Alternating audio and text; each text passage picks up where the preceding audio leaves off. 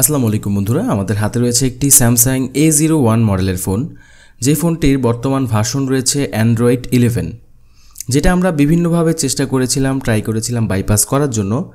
তবে কিছু Android 11 bypass হলেও এই ফোনটা খুব কষ্টকর হয়ে যাচ্ছে বাইপাস করার ক্ষেত্রে, এবং এটা আমরা বিভিন্ন টুলস দিয়ে, আনলক টুল, SAM-FW টুল বা অন্যান্য টুলস দিয়েও ট্রাই করেছিলাম, বাট কোনোভাবেই এই ফোনটার FRP লকটা খোলা যায়নি। তো সর্বশেষ চেষ্টা হিসেবে আমাদের যেটা করতে হবে, কোনো বক্স, ডঙ্গল বা হাতে বাইপাস যদি কোনো ফোন না হয়, সেক্ষেত্রে আমরা ড্যাডির কাছে যেতে হবে, UFI বক্সের কাছে। UFI বক্স দিয়ে আমরা লকটি খুলতে পারবো। কিভাবে খুলতে হয়, কি সিস্টেম, কি পদ্ধতিতে, কিভাবে আপনি সম্পূর্ণ রিস্ক ছাড়া এই ফোনের FRP খুলতে পারবেন, সেগুলো আমি step by step A to Z আপনাদের সামনে সবসময় উপস্থাপন যেভাবে করে থাকি, আজকেও ঠিক সেভাবে উপস্থাপন করব। তো সর্বপ্রথম আমরা ফোনের ব্যাকপার্টটা খুলে ফেলব।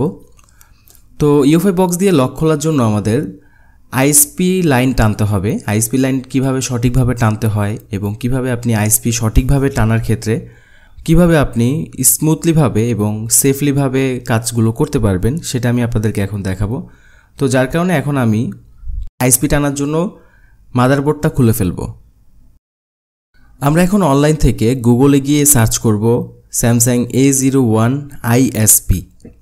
তো সার্চ করার পর আমরা এখানে অনেকগুলো ইমেজ বা ISP দেখতে পাচ্ছি। সেটার সাথে আমাদের বোর্ডের সাথে মিলাতে হবে যে আসলে আদৌ এই ISPর সাথে আমাদের মোবাইলের ISPটা মিলে কিনা, মানে কম্পোনেন্টগুলো মিলে কিনা। তো এখানে সম্পূর্ণভাবে মিলেছে। এখন আমরা এখানে মাইক্রোস্কোপের সাহায্যে আপনাদেরকে সঠিক পদ্ধতিতে কিভাবে আপনি সম্পূর্ণ রিস্ক ফ্রিভাবে ISP পিন আউটগুলো জাম্পার করবেন, সেগুলো আমি আপনাদেরকে দেখাবো। বন্ধুরা, অনেক ক্ষেত্রে একটা সময় ছিল যখন আমি সঠিক নিয়মগুলো না জানার কারণে অনেক ফোন ডেট করছিলাম, বাট আপনারা যেন কোনো ভুল না করেন সেজন্য আমি কাজগুলো সঠিকভাবে আপনাদেরকে উপস্থাপন করার চেষ্টা করি। তো চলুন কিভাবে ISP টানতে হবে দেখে আসি। আমরা যেই স্থানে ISP টানবো সেখানে কিছুটা পেস্ট রয়েছে, ব্ল্যাক পেস্ট, যেই পেস্টগুলো থাকার কারণে কিন্তু আমরা সঠিকভাবে জাম্পার করতে পারবো না, এবং সঠিকভাবে জাম্পার না করতে পারলে আমাদের ISP পিন আউট কিন্তু সঠিকভাবে টানা হবে না। এজন্য এখানে আমরা হটগান দিয়ে হালকা হিট করে আমরা এখানকার পেস্টগুলো হটগান দিয়ে হিট দিয়ে একটু হালকা রিমুভ করে নিব, যেন আমরা ISPটা খুব সুন্দরভাবে টানতে পারি। এখানে পেস্ট থাকা অবস্থায় ISP টানলে যে কোনো মুহূর্তে ছুটে যেতে পারে বা একেবারে রেজিস্টরের উপরের বডি সহ উঠে আসতে পারে। এজন্য আমরা একটু ঘষে নিয়ে পেস্টগুলো হালকা একটু রিমুভ করে নিব, যেন এখানে আমরা সঠিকভাবে এবং পরিপূর্ণভাবে যেন জাম্পারটা করতে পারি। তো এখানে আমি 007 টুলস দিয়ে এখানে আমি একটু হালকা খুঁচিয়ে পেস্টগুলো উঠিয়ে নিলাম। তবে এখানে হিটটা হচ্ছে আপনি 300 বা 280, 250 এরকম রাখবেন, যেন ভিতরে যেন পেস্টিং আইসির ভিতরে যেন কোনো ক্ষতিগ্রস্ত না হয়। এখন আমরা এখানে পেস্ট দিলাম। পেস্ট দেওয়ার পরে আমাদের যেই তারটা রয়েছে সেই তারটা আমরা ঝালাই দিব।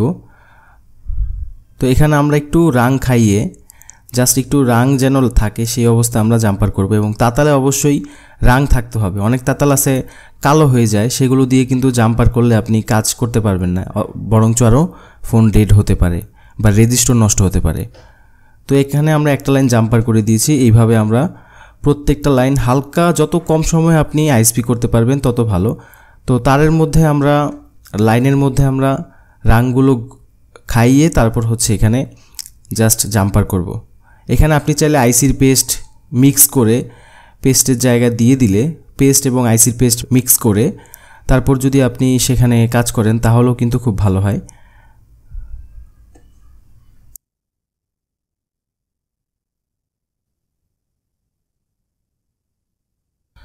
ওকে বন্ধুরা, আমাদের এখানে ISP পিন আউটটি সবগুলো লাইনগুলো টানা শেষ। আমরা এখানে 4টা লাইন টানেছি। এখানে VCC কিউ এবং VCC লাইনটা আমরা টানবো না, কারণ এখানে আমরা VCC এবং VCC কিউ লাইনটা পরবর্তীতে চার্জিং পিনের মাধ্যমে কানেকশন দিব।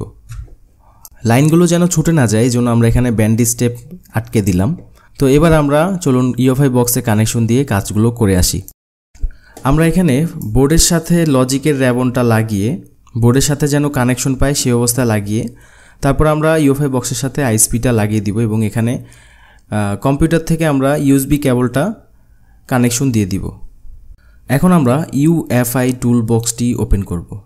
ওকে বন্ধুরা, ইউএফআই বক্সটি ওপেন করা হয়ে গেছে। এখন আমরা আইএসপি পিন টানার জন্য আমাদের যেটা করতে হবে, আমরা এখানে টিক মার্ক দিব এবং এখানে ভিসিসিতে আমরা 2.8 এবং 1.8 ভিসিসি কিউতে সিলেক্ট করব।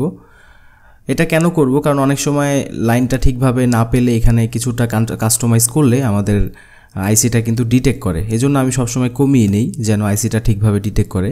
যদিও আমি ভিসিসি এবং ভিসিসি কিউ লাইনগুলো কিন্তু চার্জিং পিনের মাধ্যমে দিয়েছি এবং সেটাই কিন্তু সবচাইতে বেস্ট। একদম একুরেটভাবে আমার চার্জিং পিন থেকে ভোল্টেজটা সিপিইউ থেকে আবার ইএমএমসিতে পেয়ে যাবে। এখন আমরা আইডেন্টিফাই করব।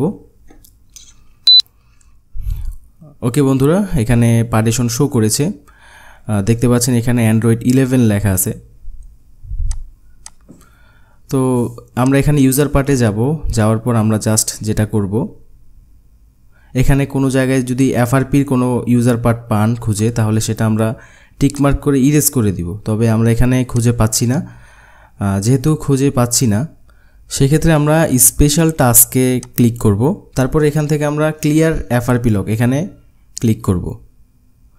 ক্লিয়ার এফআরপি লক এই অপশনটা আপনি যে কোনো চাইনিজ ফোন, যে কোনো Samsung phone, Oppo phone, Vivo phone, Xiaomi phone, everything, যত ওয়ার্ল্ডের মধ্যে যত ফোন আছে সব ফোনের যদি কোনোভাবেই এফআরপি লক না খুলতে পারেন, সেক্ষেত্রে এখানে এই ক্লিয়ার এফআরপি লকে ক্লিক করলে এবং ফোনটা কানেকশন দিয়ে ক্লিক করলে আপনি লক নিমেষেই খুলতে পারবেন।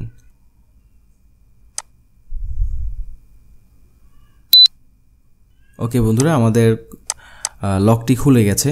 এখন আমরা আইএসপি কানেকশনগুলো ডিসকানেক্ট করে দিব।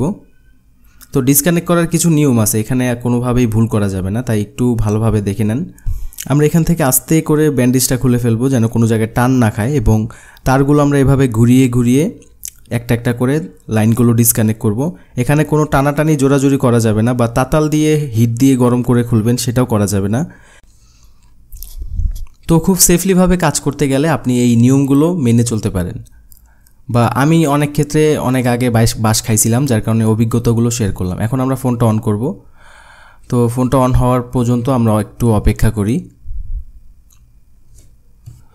তো বর্তমানে এইভাবে হচ্ছে, যেগুলো লক খুলে না সেটা এইভাবে খুলতে হয়। তবে কিছুদিন পর আপডেট আসলে আপনি এই লকগুলো ইউএসবি কেবলের মাধ্যমেই ওয়ান ক্লিকে খুলতে পারবেন। তো এখন আমরা এখান থেকে স্কিপ বাটনটায় ক্লিক করতেছি। ওকে, স্কিপ বাটনে আমাদের কাজ করেছে। এখান থেকে সবগুলো অপশন আমরা একটা একটা করে স্কিপ করব।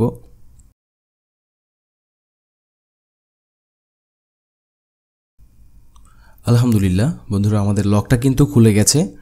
তো এইভাবে যখন কোনো সফটওয়্যার দিয়ে কাজ হবে না, কোনো বক্স দিয়ে কাজ হবে না, তখন আপনি ইউএফআইয়ের মাধ্যমে, ইউএফআই সফটওয়্যারের মাধ্যমে, ইউএফআই বক্সের মাধ্যমে আপনি খুব নিমেষেই কিন্তু লকটা খুলতে পারবেন।